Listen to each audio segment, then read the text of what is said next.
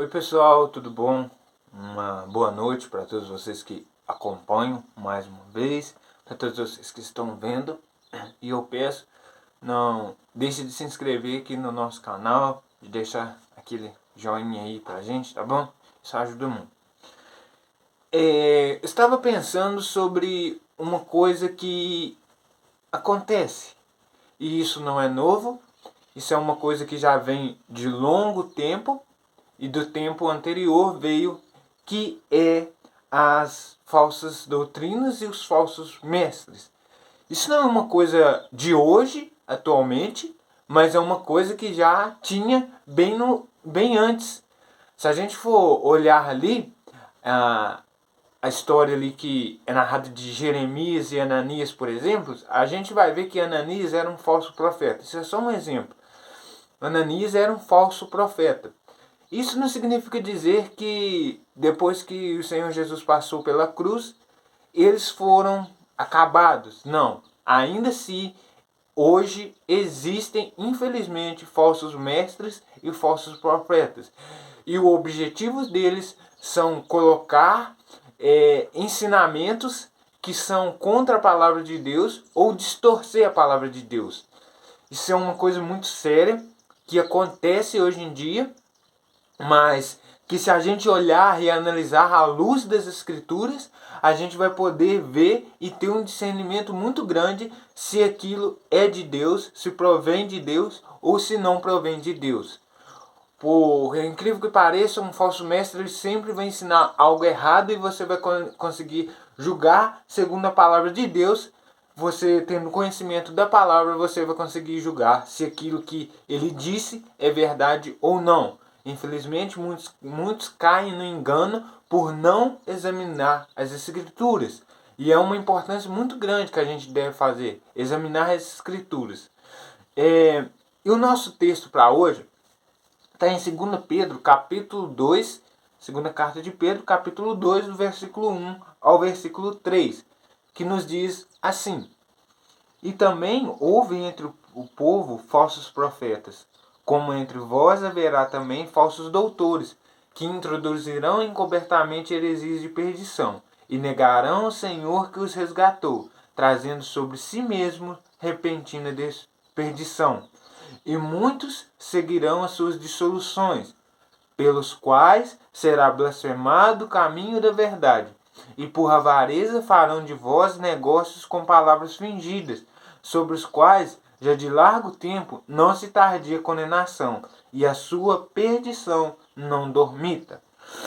Bom, aqui a gente vai ver que os falsos profetas, eles declaram o significado de profeta, um falso profeta, eles declaram falsidades como se fossem verdade. Ou seja, é uma coisa que não está de acordo com a palavra de Deus. E aqui, se a gente for notar, Pedro escreveu duas coisas. Ele escreveu falsos mestres.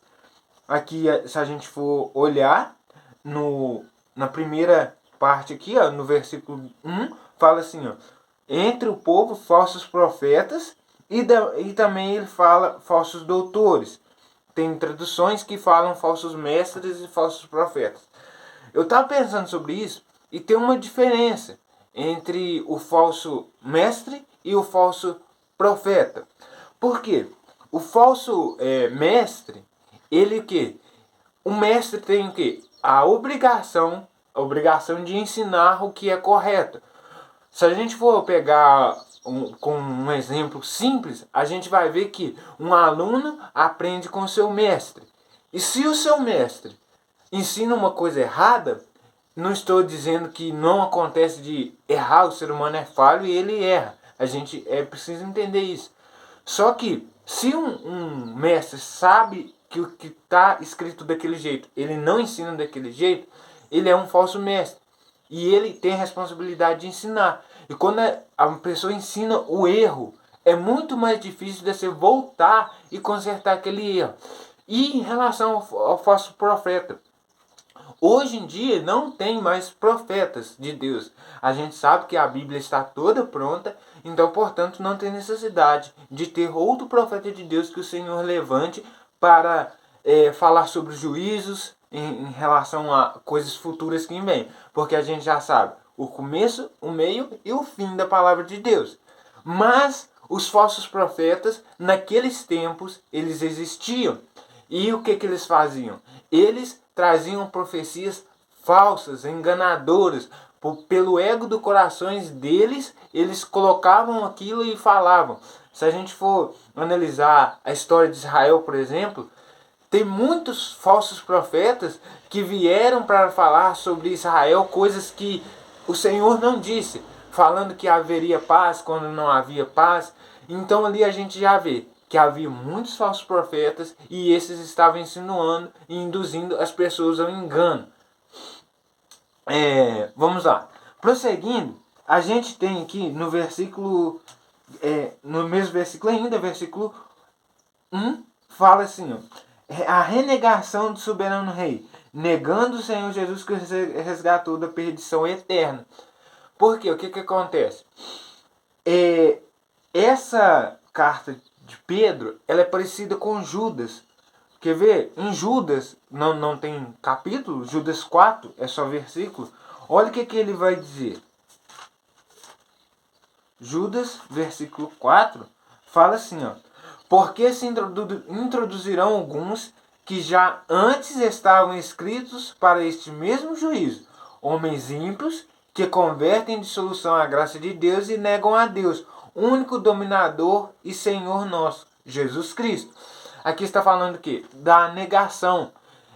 Isso é uma coisa muito séria, porque a partir do momento que acontece em determinada situação que implantam a negação daquele que pôde resgatar, daquele que morreu na cruz do Calvário, eles estão negando a verdade absolutamente.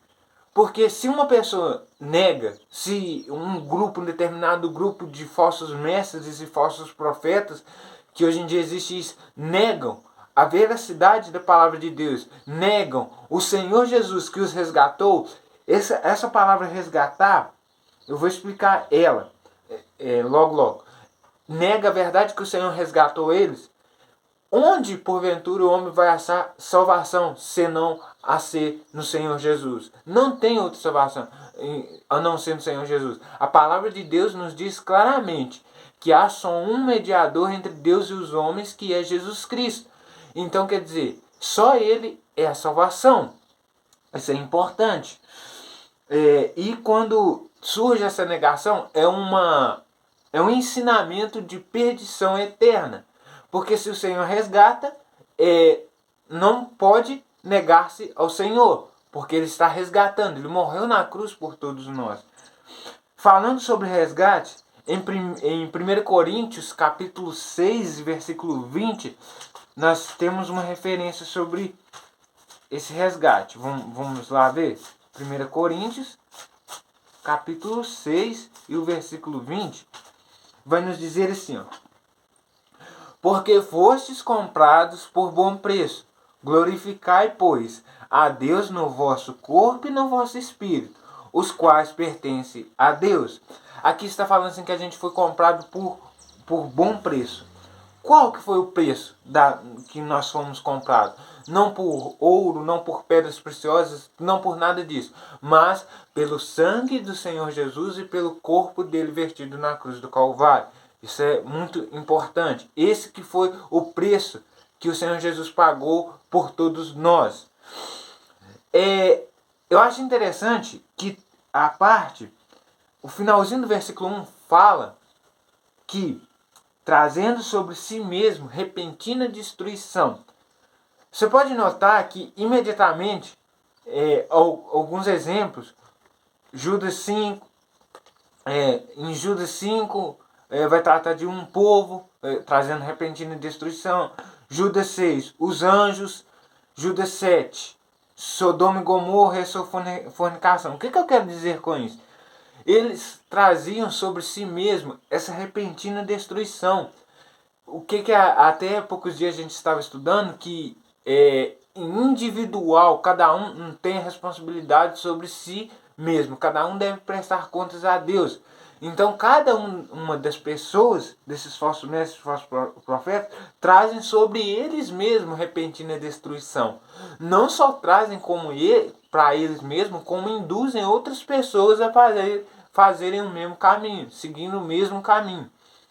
Então, é importante a gente pegar e analisar as escrituras. Alguns exemplos que trouxe repentina destruição, quer ver? Judas falou algumas coisas interessantes. A epístola de Judas, vamos lá. 5. Aqui vai falar assim, ó. Mas quero lembrar-vos, como a quem já uma vez soube isto, que, havendo o Senhor salvo um povo, tirando-o da terra do Egito, destruiu depois os que não creram. Aqui está falando da repentina destruição daqueles que não creram. Judas 6 vai nos falar dos anjos. Olha que, ó. E os anjos, aqui ele está dando uma continuação, e os anjos que não guardaram o seu principado, mas deixaram sua própria habitação, reservou na escuridão e em prisões eternas até o juízo daquele grande dia.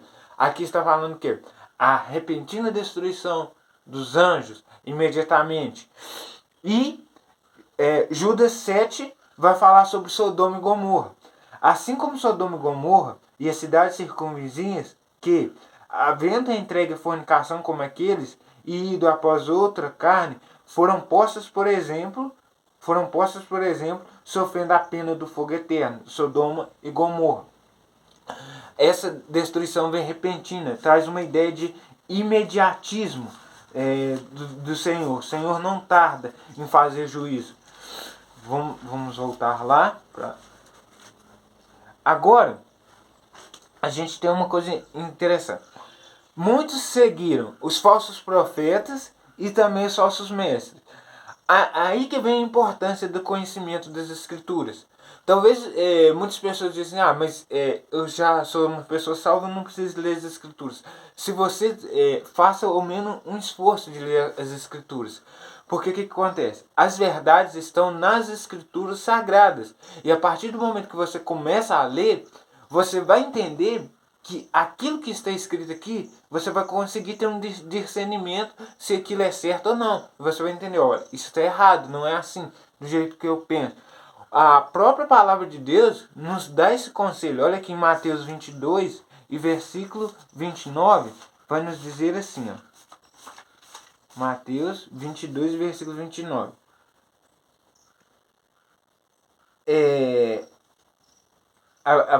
Aqui fala assim, ó. Jesus, porém, respondendo, disse: errais, não conhecendo as Escrituras, nem o poder de Deus.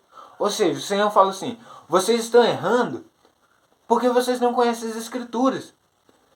Se vocês conhecessem as Escrituras, vocês não estariam errando.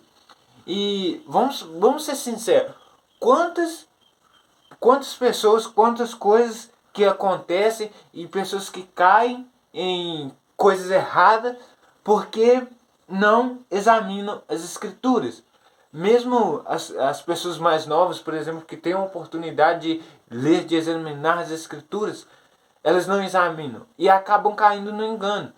Eu costumo falar que você quer deixar uma pessoa cega, tira dela a palavra de Deus. Porque a partir do momento que você não carrega a palavra de Deus, você vai ser cego. Porque você não vai estar vendo o que está escrito.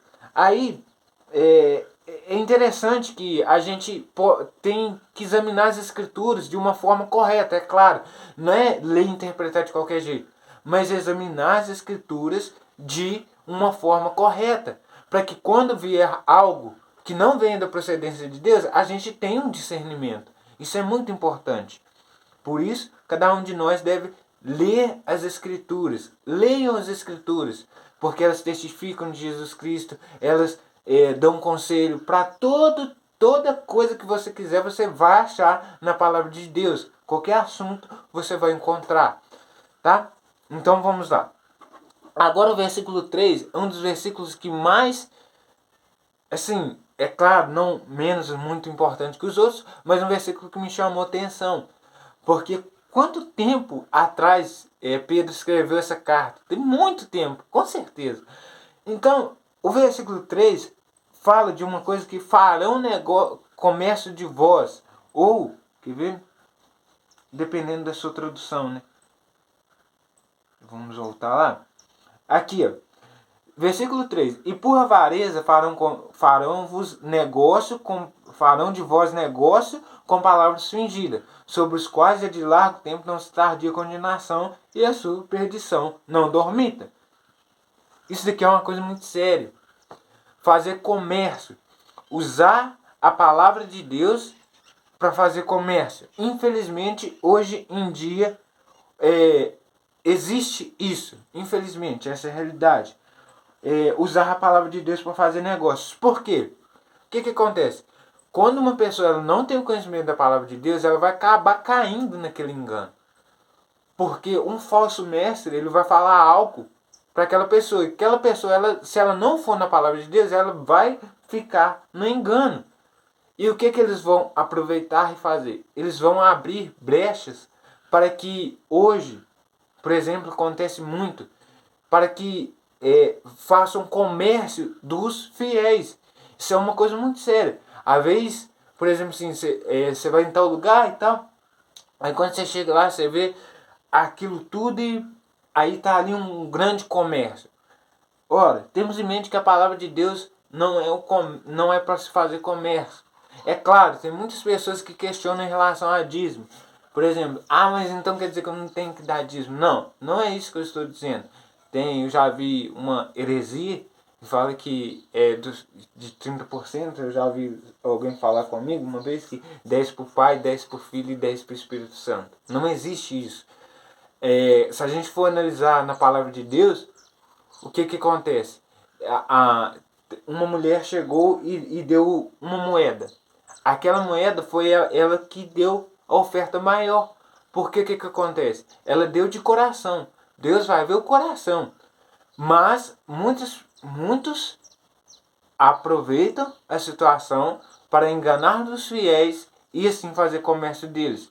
E o que é comércio? A palavra comércio, eu estava olhando e pesquisando, significa usar uma pessoa ou uma coisa para beneficiar-se. Ou seja, usar ou a palavra de Deus para beneficiar-se, ou os fiéis para beneficiar-se. Deus não se agrada disso. E certamente, a palavra de Deus nos diz que os olhos do Senhor percorrem toda a terra. E com certeza os olhos do Senhor estão sobre essas pessoas que estão fazendo da palavra de Deus, que é de graça, que podemos entender de graça e analisar. Esses falsos profetas, eles estão introduzindo heresias de perdição. E isso é muito sério. A gente deve sempre analisar as Escrituras. Olham e examinam as Escrituras. Porque sempre a palavra de Deus vai nos dizer aquilo que é certo. A palavra de Deus ela vai contra o pecador. Sempre. Mas ela também ensina muitas coisas que a gente pode evitar. Por exemplo, você cair no engano. É muito triste você ver que as pessoas estão caminhando abismo abaixo porque não conhecem a verdade. A palavra de Deus nos diz o quê? Conhecereis a verdade e a verdade vos libertará. Liberta do engano. Então, é muito importante. Mas o Senhor não tarda. Ele traz juízo sobre essas pessoas, esses falsos mestres e falsos profetas. E há também que a gente deve julgar. Não estou falando que é julgar de qualquer jeito, mas a palavra de Deus nos diz em João, capítulo 7, versículo 24, não julgueis segundo a aparência, mas segundo a reta justiça, certo? Então a gente deve julgar segundo a reta justiça, segundo a palavra de Deus, porque a gente sabe que o Senhor não perdoou os anjos, ele trouxe imediatismo, o imediatismo. Mas se você, por exemplo, prega aquilo, eu já vi pessoas falando assim, você não prega aquilo que você vive. Imagina se a vida da pessoa for uma vida conturbada de pecado. Será que ele pode pregar o que ele vive? É claro que não. Se ele não está em obediência. É difícil. Mas aqui a gente vê que hoje em dia existem muitos lugares que fazem comércio dos fiéis. Isso é uma coisa muito séria mesmo. Imagina você saber depois que você foi enganado há tanto tempo por não que examinar as escrituras.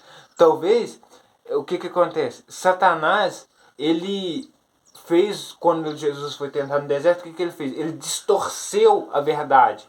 Ele distorceu a palavra de Deus para ganhar algum benefício em prol ali, para tentar fazer que com o Senhor Jesus caísse em tentação. É óbvio que ele não ia cair, mas ele fez isso. E o que acontece? Talvez a gente vê ali que talvez tem falsos profetas e enganadores. Quando eu digo falsos profetas, eu não estou falando que existem profetas hoje, tá? Mas eu estou falando um evangelho falso.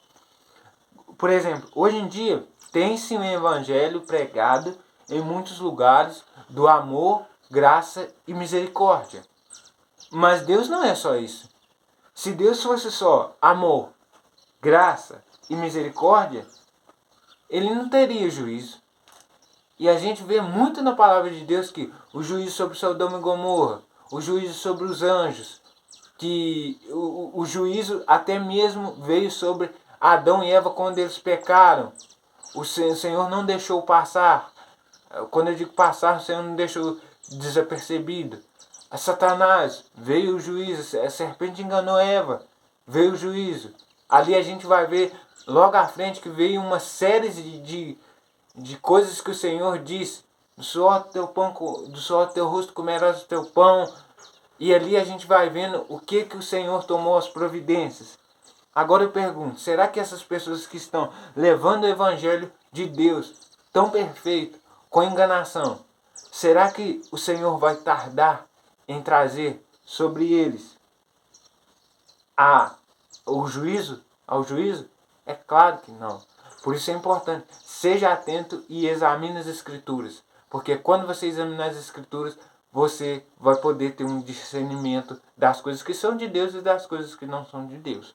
Então isso é muito importante.